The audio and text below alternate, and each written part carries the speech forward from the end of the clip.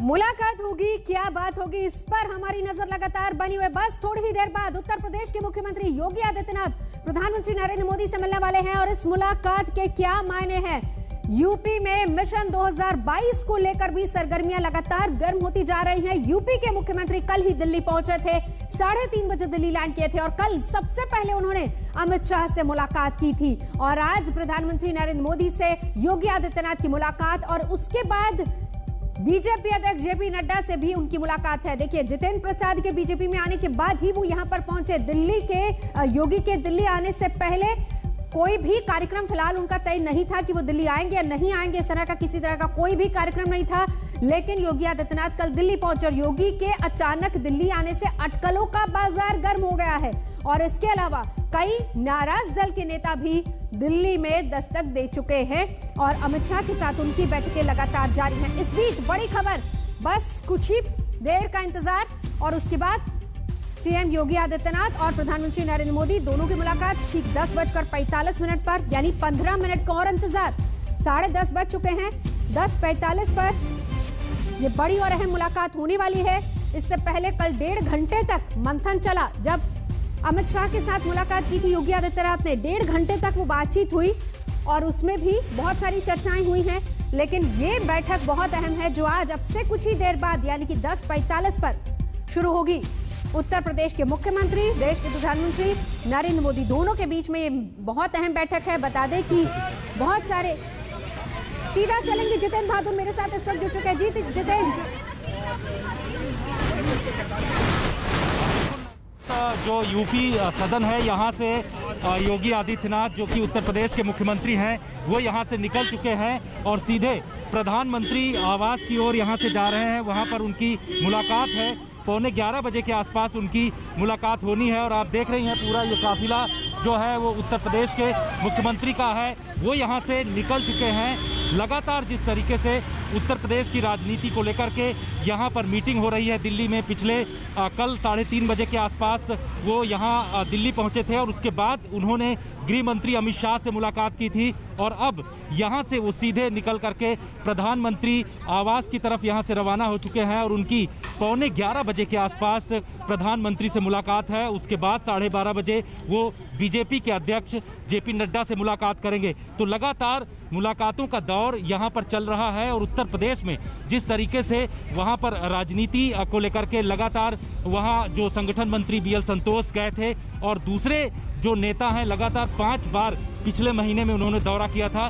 तो इन तमाम चीज़ों को लेकर के ये कहा जा रहा है कि उत्तर प्रदेश में क्या कैबिनेट विस्तार होगा या केंद्र में किस तरीके से आगे जो उत्तर प्रदेश के नेता हैं उनको प्रतिनिधित्व दिया जाएगा। इन तमाम चीज़ों को लेकर के जो केंद्रीय नेतृत्व हैं उनसे लगातार बातचीत की जा रही है और जो उत्तर प्रदेश के मुख्यमंत्री हैं इस पर बैठकें कर रहे हैं।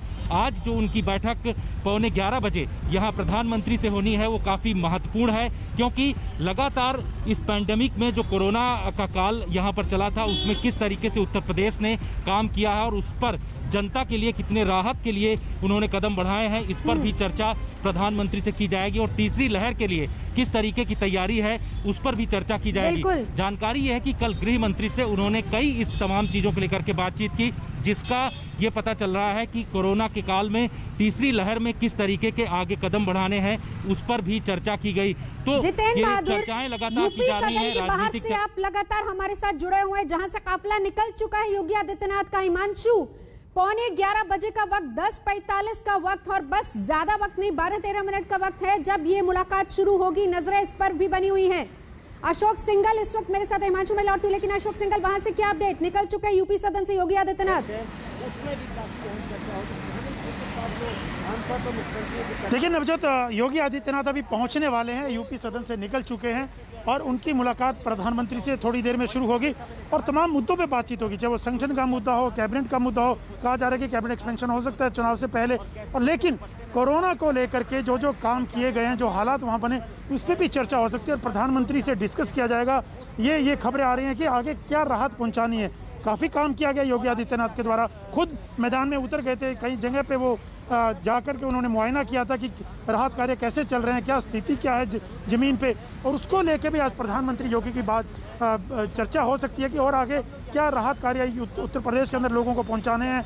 इस तमाम चीज़ों पे एक प्रेजेंटेशन भी हो सकता है कि क्या क्या काम किए और आगे क्या किए जाने की ज़रूरत है। लेकिन संगठन और सरकार, क्योंकि 2022 में चुनाव होने, विधानसभा के चुनाव, उसको लेके भी चर्चा नवजोत संभावित है, क्योंकि जतिन प्रसाद भी ज्वाइन किए हैं 2 दिन पहले बीजेपी में। आप देखिए योगी आदित्यनाथ पहुंच चुके हैं, मेरे कैमरामैन हिमांशु आपको दिखाएंगे।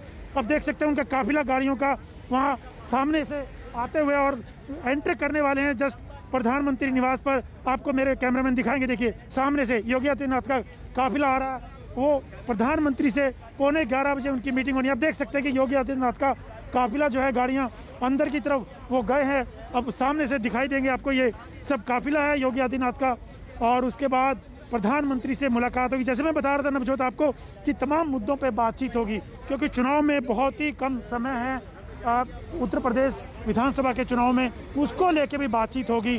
तमाम मुद्दे रहेंगे चर्चा में, संगठन और सरकार के भीतर और कैसे बेहतर तालमेल हो, जमीनी स्तर पर क्या काम करना है, कोरोना को लेके क्या किया जाना है अभी, इन तमाम मुद्दों पर योगी आदित्यनाथ और प्रधानमंत्री की बातचीत होगी। कल अमित शाह से भी उनकी लंबी बातचीत हुई थी, तमाम मुद्दे हैं। उसके बाद राष्ट्रीय अध्यक्ष से, नड्डा से उनकी मुलाकात होगी। तो ये 2 दिन का जो दौरा था योगी अशोक सिंघल लगातार तस्वीरें दिखाते रहिए।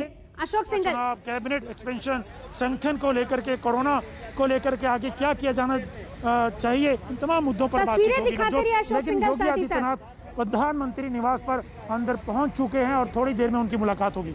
बिल्कुल, बहुत सारे अहम मुद्दे, जल्दी से हिमांशु, बहुत सारे अहम मुद्दे जिनका जिक्र अभी अशोक सिंघल कर रहे थे, संगठन, आने वाला चुनाव, कोरोना, कैबिनेट, ये सारे मुद्दों को लेकर चर्चा होगी। लेकिन मुख्य सबसे बड़ा एजेंडा क्या रहने वाला है जब दोनों आमने सामने होंगे, एक तरफ योगी आदित्यनाथ, एक तरफ प्रधानमंत्री नरेंद्र मोदी? देखिए नवजोत, कल जो है योगी आदित्यनाथ ने जब गृह मंत्री से मुलाकात की थी तो उन्होंने एक बुकलेट दी थी। उस बुकलेट के ऊपर लिखा हुआ था समाधान। अब समाधान किसका है? जो काम उन्होंने किए वो तो कर दिए, उसकी एक जो बात कहनी है वो बुकलेट के हिमांशु, मैं लौटती हूँ। पीएम आवास तक पहुंच चुके हैं अशोक सिंघल, अपडेट दीजिए और साथ ही तस्वीरें दिखाइए वहां से। काफिला वहां पहुंच चुका है अशोक सिंघल।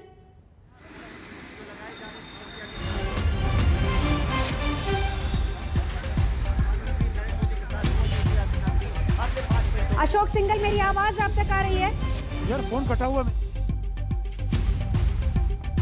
जी हिमांशु,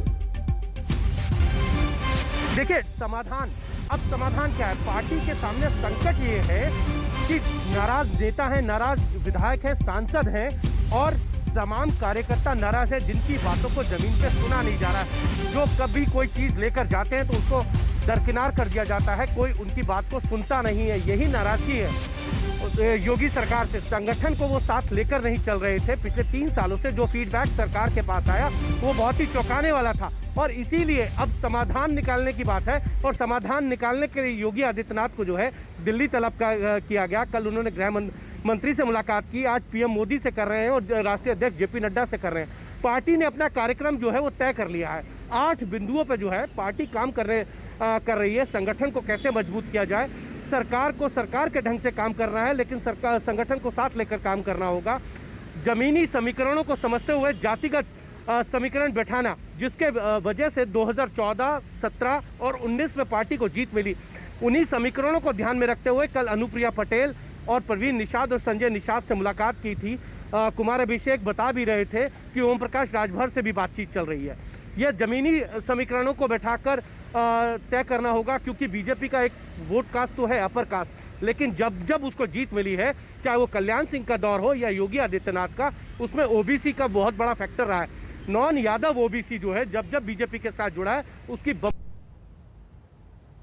2017 के अंदर प्रचंड बहुमत 312 सीटें बीजेपी ने सिंगल जीती थी, और अपने अलायंस के साथ जो है उन्होंने 324 सीटें जीती थी 402 में से। इस तरीके की जीत पिछले कई दशकों में नहीं मिली थी नवजोत। हिमांशु, मैं लौटती हूं जल्दी से अशोक सिंघल के पास। मैं लौटती हूं अशोक सिंघल, क्या तस्वीरें वहां से जरा दिखाइए।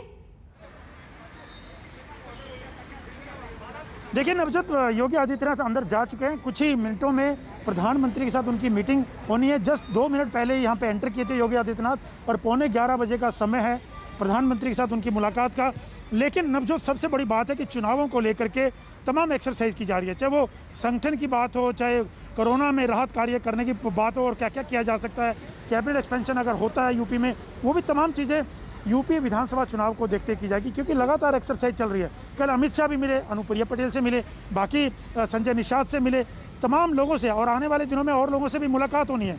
तो ये तमाम एक्सरसाइज जो है, और नड्डा से जो 12 बजे मुलाकात करेगी, तमाम संगठन को लेकर के, सरकार को लेकर बातचीत की जाएगी नवजोत, क्योंकि बीजेपी की हमेशा से ये रणनीति रहती है कि चुनाव के दौरान तमाम जो भी रास्ते हैं जीतने के, जो उनको चाहे नए सहयोगियों की तलाश हो या दूसरी पार्टी के नेताओं को शामिल करना हो, नए चेहरे हो, ये तमाम चीज़ें बीजेपी करती रही है, चाहे बंगाल चुनाव हो या दूसरे स्टेट्स के चुनाव हो।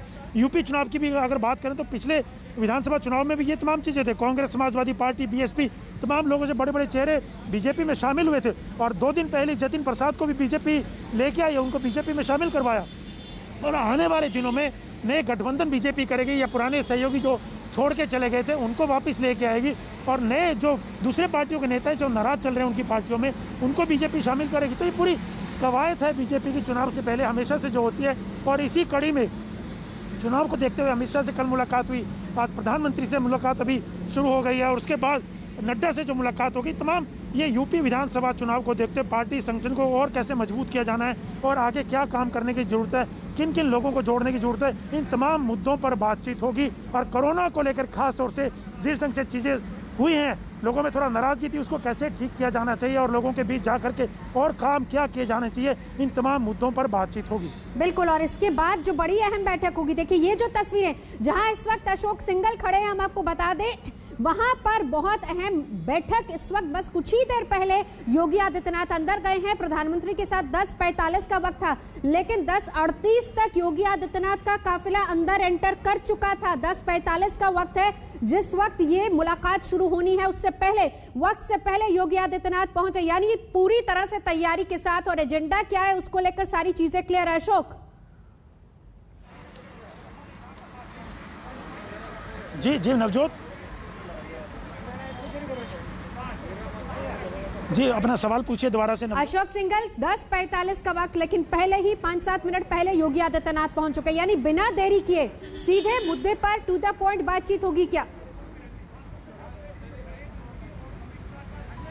देखिए नवजोत, स्वाभाविक तौर से अगर 10:45 का टाइम है तो थोड़ा पहले कोई भी नेता आएगा, चाहे वो कोई भी मुख्यमंत्री हो, कोई भी मंत्री हो या कोई दूसरा नेता हो, समय से पहले आता है, क्योंकि थोड़ा अंदर जाना है प्रधानमंत्री से, फिर क्योंकि सीधी गाड़ी किसी के अंदर जाती नहीं है तो दूसरी गाड़ी चेंज करनी पड़ती है, थोड़ा प्रोटोकॉल्स हैं, तो उसको देखते हुए थोड़ा समय से पहले वो आए हैं। और उसके बाद अब प्रधानमंत्री से उनकी मुलाकात शुरू हो चुकी है नवजोत, और तमाम मुद्दों पे, जैसे मैंने पहले बताया, तमाम मुद्दों पर बातचीत होगी। सरकार, संगठन, कोरोना में राहत कार्यों को लेकर के जो चीज़ें जहाँ कहीं कमी रह गई है उसको कैसे ठीक करना है, ये तमाम चीज़ें चर्चा का विषय रहेगी। और जतिन प्रसाद, क्योंकि कल रात को ही योगी आदित्यनाथ से मिले थे, तो बीजेपी ने शुरुआत कर दी है, कांग्रेस के बड़ा चेहरा, ब्राह्मण चेहरा है यूपी के, उनको लेके आई। और आगे किन किन नेताओं को जोड़ा जा सकता है पार्टी में, चाहे वो समाजवादी पार्टी के हो, बीएसपी के हो या कांग्रेस के, या दूसरे सहयोगी, किन किन को साथ लाया जा सकता है। ओम प्रकाश राजभर जो है पिछली बार छोड़ के चले गए कुछ समय पहले, उनसे भी बातचीत चल रही है। संजय निषाद कल आए थे, उनसे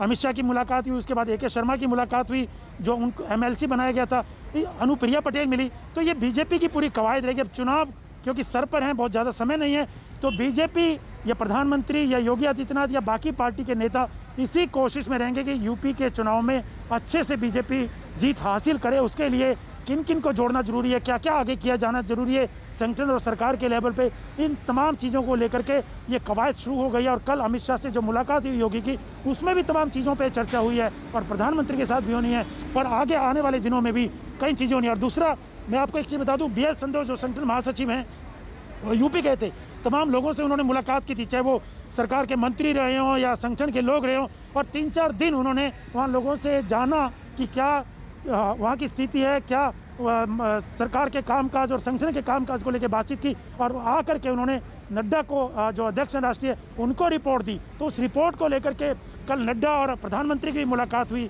तो ये उस फीडबैक के आधार पर भी चीज़ें बातचीत होगी, और आगे कैसे बेहतर और किया जा सकता है, इस पे चर्चा होगी।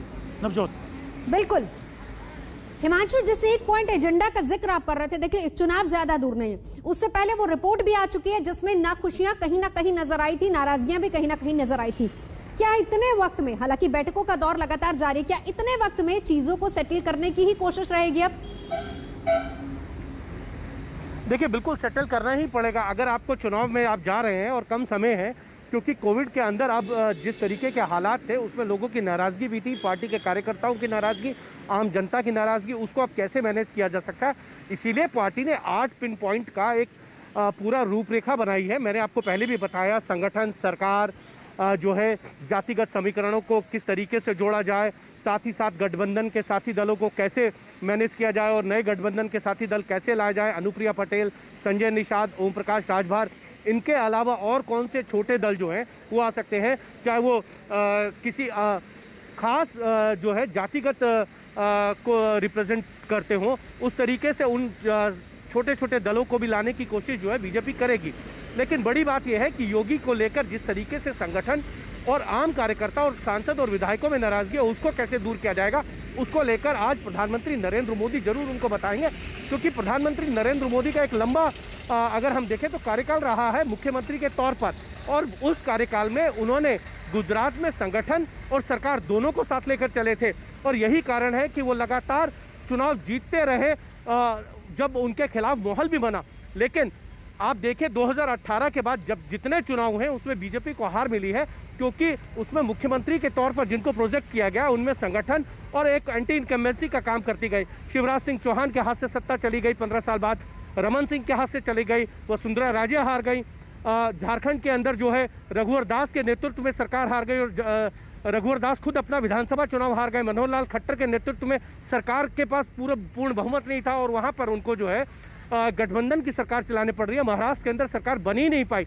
तो ये तमाम चीजें हैं जिससे सबक लिया है पार्टी ने कि अगर आप किसी के चेहरे के साथ जाएंगे, उस चेहरे पर सहमति होनी चाहिए। असम के अंदर सहमति नहीं थी, सोनेवाल को लेकर एक नाराजगी थी, और हेमंत विश्व शर्मा ये जानते थे कि अगर सोनेवाल के साथ गए तो वो कहीं ना कहीं नाराज हो सकते हैं हेमंत विश्व शर्मा, इसीलिए पार्टी जो है कलेक्टिव लीडरशिप में गई थी। अब देखना यह है कि कलेक्टिव लीडरशिप में जाएगी या फिर योगी आदित्यनाथ के चेहरे के साथ ही बीजेपी चुनाव में जाएगी, क्योंकि केशव प्रसाद मौर्य एक बहुत बड़ा चेहरा था बीजेपी का, ओबीसी का। पिछले 4 सालों में उनको इस तरीके से साइडलाइन किया गया है कि केशव प्रसाद मौर्य उप मुख्यमंत्री तो है लेकिन उनकी सुनी नहीं जाती है।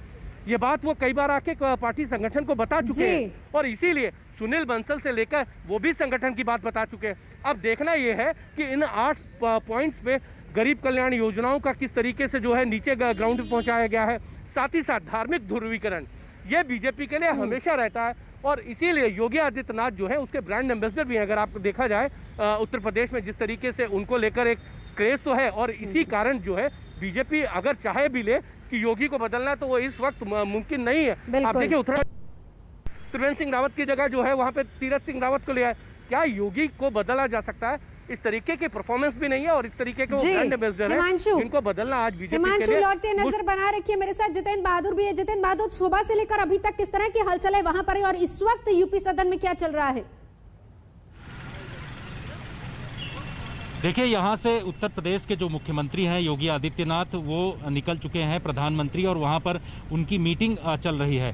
सुबह से यहाँ पर कई अधिकारी जो दिल्ली एनसीआर से जुड़े हुए हैं वो आकर के योगी आदित्यनाथ से मुलाकात कर चुके हैं। यहाँ आपको जानकारी दे दें कि मेरठ मंडल के जो कमिश्नर हैं वो भी यहाँ पर आए हुए थे मिलने के लिए। इसके अलावा जो गौतम बुद्ध नगर के कमिश्नर हैं वो भी मिलने के लिए आए थे। खास तौर से जो एक रिपोर्ट यहाँ पर दी गई है कि जेवर एयरपोर्ट को लेकर के किस तरीके से काम करना है आगे और उसको कैसे बढ़ाना है, इस बात की भी चर्चा प्रधानमंत्री से जो मुख्यमंत्री योगी आदित्यनाथ हैं वो कर सकते हैं, क्योंकि दोनों योगी और मोदी दोनों लोगों का ये ड्रीम प्रोजेक्ट है जो जेवर एयरपोर्ट है, और उसको किस तरीके से आगे आने वाले दिनों में उसका उद्घाटन करना है, इस पर भी बातचीत की जा सकती है।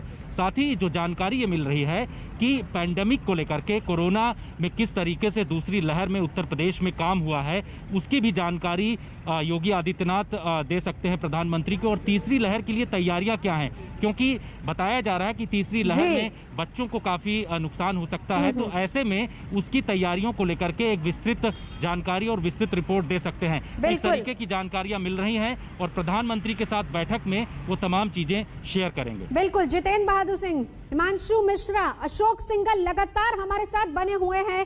मुलाकात शुरू हो चुकी है और इस पर लगातार हमारी नजर है। रुकेंगे एक ब्रेक के लिए, देखते रहिए आज तक।